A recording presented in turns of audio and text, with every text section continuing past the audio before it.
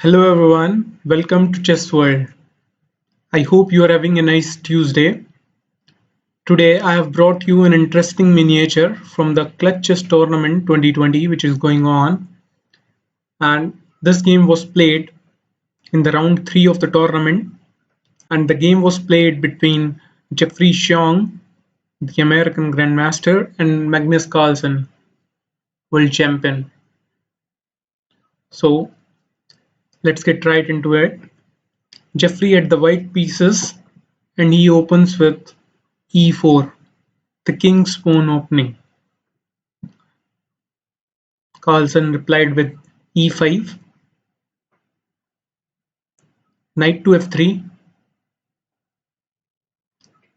knight to c6, defending the e5 pawn and developing a piece. d4, going for the Scotch game. E takes d and knight takes d4. Bishop to c5, attacking the knight on d4. Bishop to e3, defending. Queen to f6.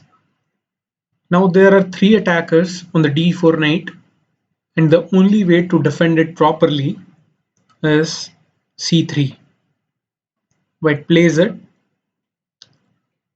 Knight to e7. Black develops another piece and getting ready to castle. Bishop to b5 puts some pressure on the c6 knight, and white is also getting ready to castle. Black castles here.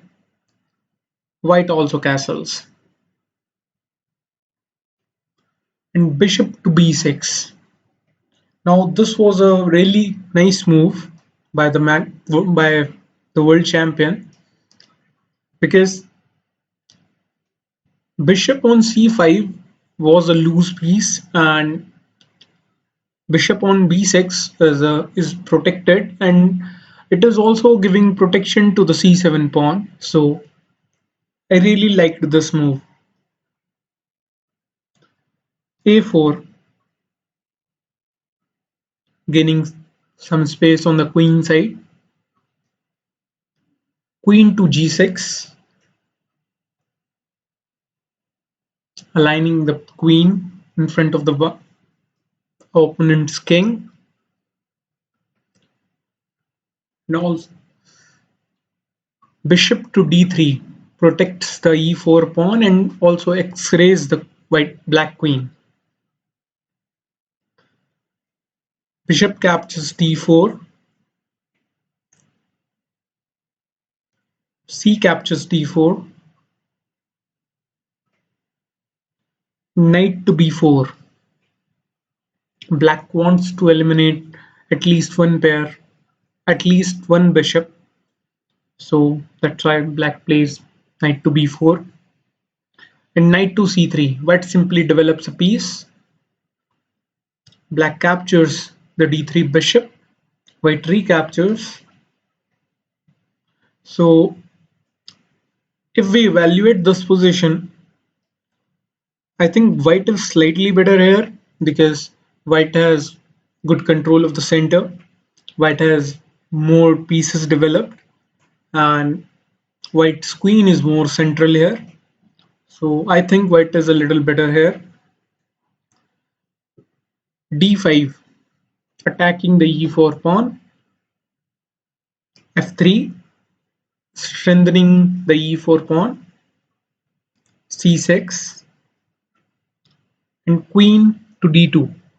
White queen was unprotected on the d3 square. So queen to d2. Bishop to e6, developing the bishop. Rook a e1.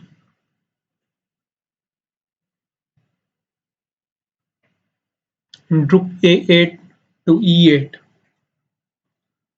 Both the players know that e file could open very soon, so they put their rooks on the e file. And knight to e2. White wants to remaneuver its knight to a better square, and it seems like white is losing a pawn here. Can you spot that? If black captures the e4 pawn, let's say white recaptures, then black can just get a free pawn. So it seems that way that black black has just won a pawn, but it is not the case.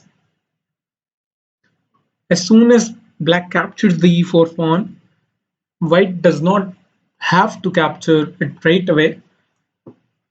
Rather, white can play knight to f4, first attacking the black queen, and when she moves, then recapturing. So now this position is better for white because white has good control of the center, an excellent outpost for the knight, and white has an open file for his rook, semi-open file, and white's rook is also x-raying the black queen, so it is better. That's why Carlsen did not go for it. Rather, Carlsen played f6.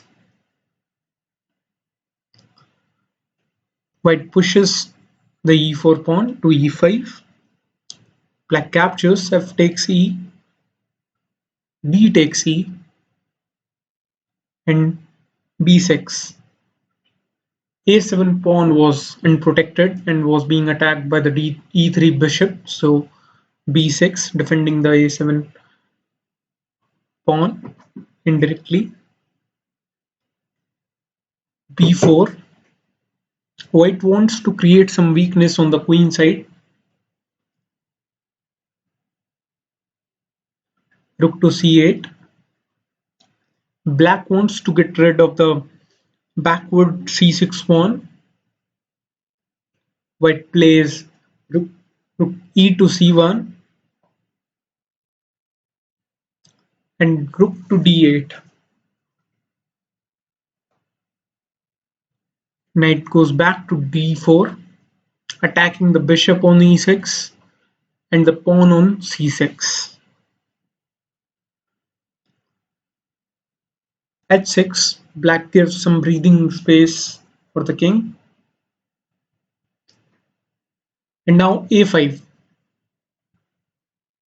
It is not good for black to capture the a5 pawn because it ruins the pawn structure. So black just plays rook to d7. Black gets hold of the 7th rank, and maybe black is going to develop the rooks, maybe not.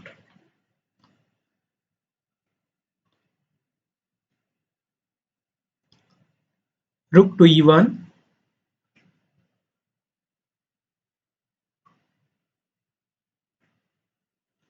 Rook to b7.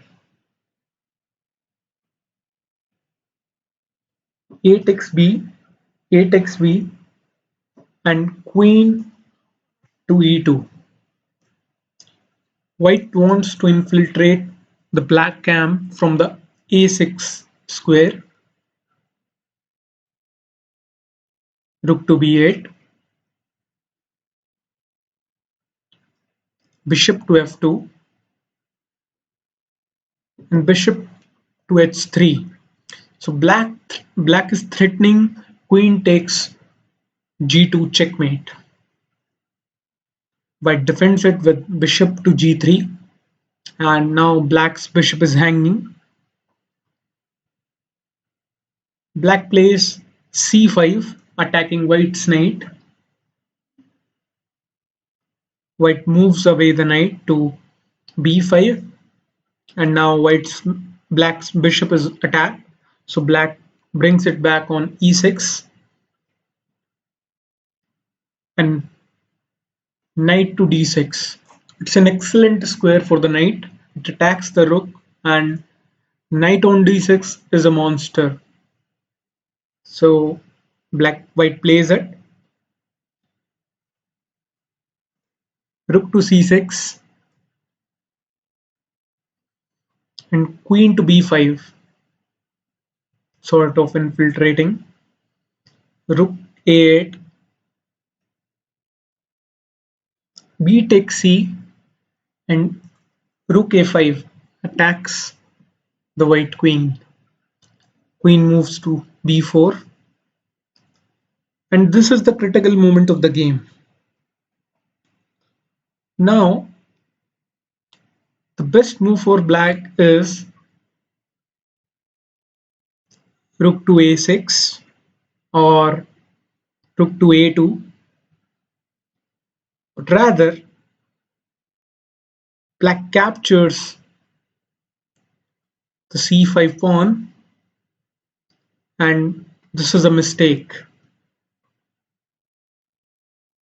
Can you spot why this is a mistake?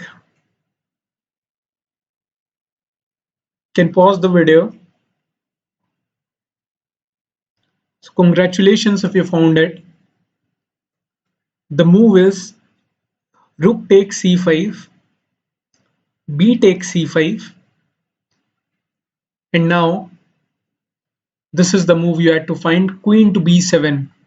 Now here queen attacks the e7 knight, and there are not many ways to protect the e7 knight. First of all, if you protect it with the queen, then it does not work. White simply plays f4 and it loses the knight like this. So protecting with the queen is out of the question. If black plays king to f8, protecting the knight this way, then white can introduce another attacker by bishop to h4, and there is no way to protect the knight there. So let's say black decides to give up the exchange,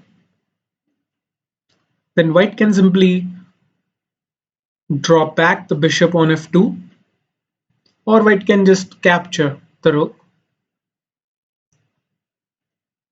Now black captures the bishop, queen to a8 check. There is a checkmate threat on g2 as well by black's side. King to e7, queen a7 check, king f8,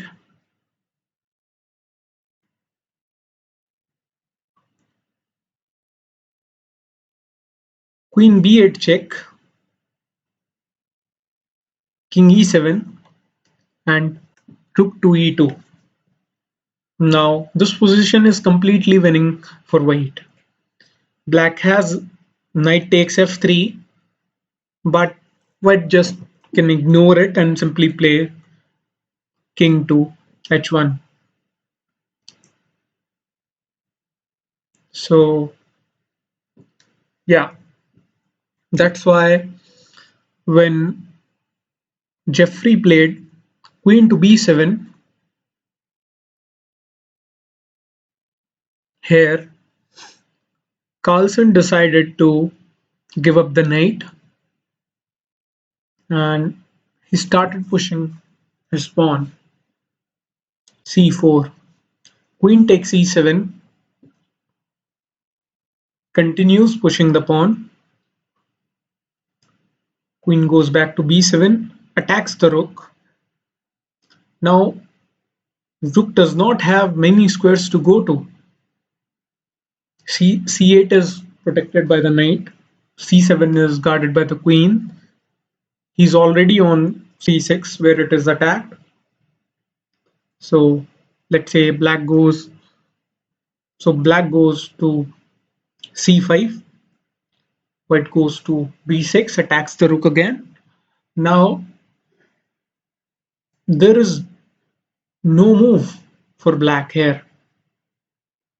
I mean, wherever you move the rook, either black is going to lose an exchange again or black is going to lose the rook. So in this position, The world champion resigned. So yes, it was an amazing victory by the young grandmaster.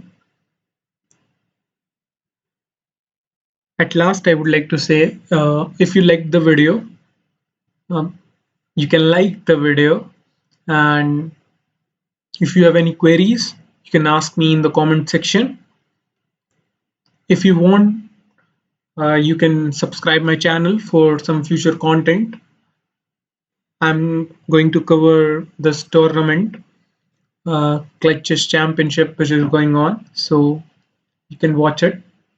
Uh, I hope you liked the video. Thank you for watching.